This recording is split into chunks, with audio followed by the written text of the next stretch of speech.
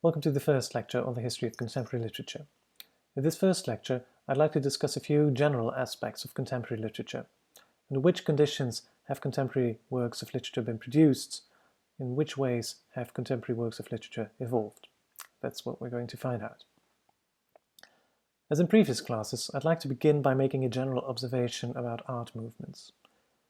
As mentioned, the next two lectures will focus on two particular movements, existentialism and postmodernism. Now these labels, these isms, are categories that we, in the present, project onto our object of study, which existed in the past.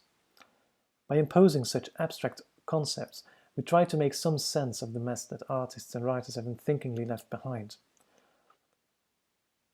As such, however, these concepts and categories are not cast into stone.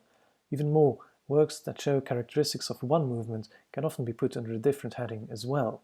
This kind of cross-fertilizing often yields fascinating and provocative insights. Now, this general remark must be qualified a bit for the purposes of the present period. It is significant that it is in this period, the period after the Second World War, that many of these movements of the past, or isms, are identified and listed. The post-war period is marked by an explosion of cultural criticism and scholarly research. This is not to say that the history of literature was not studied in the past. Even in antiquity, we find scholars such as Aristotle discussing the essentials of tragedy.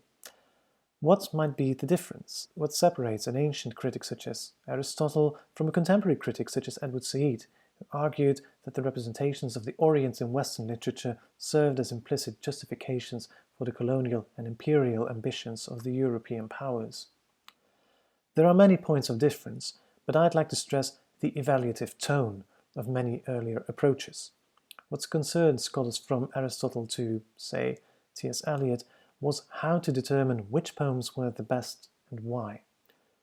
After the massacres of the Second World War, such an approach began to seem vacuous and pedantic, and indeed it turned out that it often functioned as a disguise for nationalist ideologies. After the Second World War, scholars took a different approach and began to develop models that were not evaluative in tone, but more descriptive.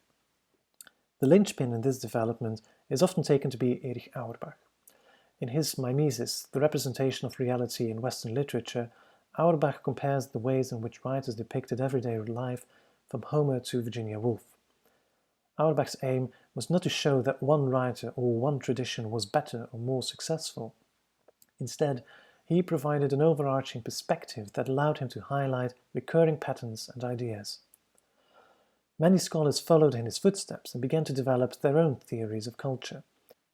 At this point, you might begin to wonder, why is this important for our understanding of literature? Importantly, these new theories of culture fed back into cultural practice. In other words, the development of new theories of culture led to the development of new ways of writing. Take, for instance, Simone de Beauvoir's Le Deuxième Sexe, The Second Sex, which was published in 1949. In this book, de Beauvoir dissects how throughout history male writers have consistently defined women as relative to men. In other words, the male writer generally does not define a woman as herself, but as other than himself. He takes himself as the point of reference rather than the female other. De Beauvoir writes, for instance, how feminine devotion is demanded as a duty by Monterland and Lawrence. Less arrogant, Claudel, Breton and Stendhal admire it as a generous choice. Not exactly a lofty notion, as I'm sure you will agree. And at this point, de Beauvoir is still being nice. As a result, de Beauvoir's ideas inspired a wave of feminist fiction, such as that of Margaret Atwood, who was reading de Beauvoir in the early 60s, well before she published The Handmaid's Tale.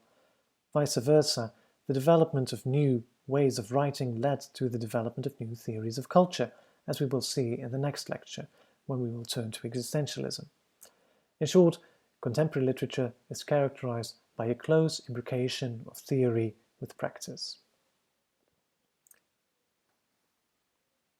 The development of the study of culture also influenced contemporary literature in another way. More than in previous eras, contemporary literature is obsessed by the past. Authors' faith in the originality of their ideas begins to dwindle as they realize that writing is a process over which they have only partial control. What they may be writing, they realize, may have been written already. This is especially important for the development of postmodern literature, as we will see. In postmodern literature, literature is seen as a dense network of citations and phrases, an endless repetition of words whose origin has been obscured by the mists of time. But the awareness that the past resurfaces as one is writing is also manifest in a very different form of literature, that is, in lowbrow forms, pulp fiction such as the romance novel or the crime novel. Being produced en masse, such novels make no claim to originality, but gladly use narratives and themes that are widely accessible and shared. What conclusion can we draw from the fact that both a supposedly highbrow movement such as postmodernism and a supposedly lowbrow movement such as the romance novel revolve around a concern with previously written works? It no longer makes sense to make this kind of distinction. There is no longer a clear-cut distinction between a high style and a low style, between an elevated subject and a vulgar subject. There are many examples that one could give. An ostensibly popular crime novel such as Raymond Chandler's The Long Goodbye in fact contains challenging social criticism. If you don't know the novel, you might have seen The Big Lebowski, which is just as hilarious. Indeed, whenever you encounter a clueless detective who inadvertently stumbles on the truth, you are witnessing the afterlife of Chandler's novel. Conversely, a philosophical reflection on the notion of the self, such as Paul Auster's City of Glass, may make use of the conventions and clichés of the detective novel. Perhaps there are other novels that you can think of. In the handbook, Helleke van den Braber and Matthijs Sanders discuss the fate and fortune of D.H. Lawrence's Lady Chatterley's lover. In this novel by a serious author, they point out, Lawrence relies heavily on what seemed like pornographic language, thus blurring the age-old boundary between pornography and proper literature. The covers that you can see here do create certain expectations, but I'll leave it up to you whether or not the novel lives up to these. In the chapter by Van den Braber and Sanders, you've also read more about the ways in which literature was commodified and institutionalized in the period after the war. The use of illustrations on the cover here is just one element. Perhaps you can think of a few ways in which novels are marketed or have been marketed in the recent past. Think, for instance, of the ways in which publishers and libraries group certain works into certain categories, the ways in which translations further the dissemination of a book, or the ways in which authors influence the reception of their work by appealing to their personal contacts. In addition to the illustrations and examples that are given in the handbook, perhaps there are other examples that you can think of, examples that are perhaps closer to the present. Think, for instance, of the ways in which authors now have to market themselves. Chances are that some of your favorite authors are not just writers, but also musicians, or painters, or vloggers. Or consider the fact that there are so many online platforms where beginning writers can share their work, or indeed collaborate on a work. What about the stories told in video games, which were created by teams of writers often working in different parts of the globe? What about wealthy patrons and their motivations? Take the case of the graphic novel Dispossession. As some of you may know, I was involved in the creation of this work, which is an adaptation of a Victorian novel by Anthony Trollope. This work, this adaptation, was made possible through the legacy of a Flemish priest, who expressed the hope that his earthly belongings would be put in the service of the public appreciation and scholarly investigation of the works of Anthony Trollope. This kind of disinterested endeavour is rare, however. Most patrons seek to acquire some kind of social standing, some kind of symbolic capital, by funding artistic projects. Even a funding program that seems to be disinterested, such as UNESCO's Cities of Literature, may be double-edged. As Sarah Bruyette has shown, literary tourism and festival programming can be quite lucrative for some people, but is also, under a different light, a story of decline. And I'm of course not just referring to the fact that Nijmegen missed out on Utrecht in securing this particular honour. Of particular interest here is another development in the area of education. These days, if you want to become a writer, what do? Or rather, where do you go? You don't have to teach yourself or to read widely and wildly. You can also go to the university and take a course in creative writing.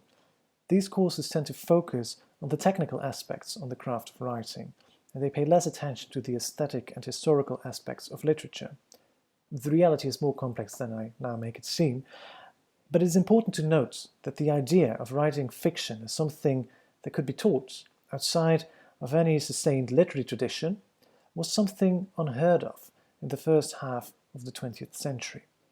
The rise of departments of creative writing began in the United States because of the emergence of mass higher education after the war, and has left an indelible imprint on American literature. Slowly but steadily, other literary traditions have been influenced by this development as well. At our university, for instance, we regularly collaborate with students who are studying creative writing at Artes University of the Arts in Arnhem. This brief overview of the conditions within which contemporary literature has developed only skims the surface, but I hope that I've made clear how the past 70 years have been marked by a new and productive symbiosis between the study of literature and the creation of literature. I hope that it is clear how the study of literature after the Second World War differs from earlier approaches, how theoretical concerns have shaped literature and literary works have shaped theories of culture, how as a result of this imbrication, the dynamic between high culture and low culture has become fluid, and finally, how the development of a mass market and a system of mass education have changed the dynamics of the literary field. If there are any questions about these issues, please do let me know in the discussion forum.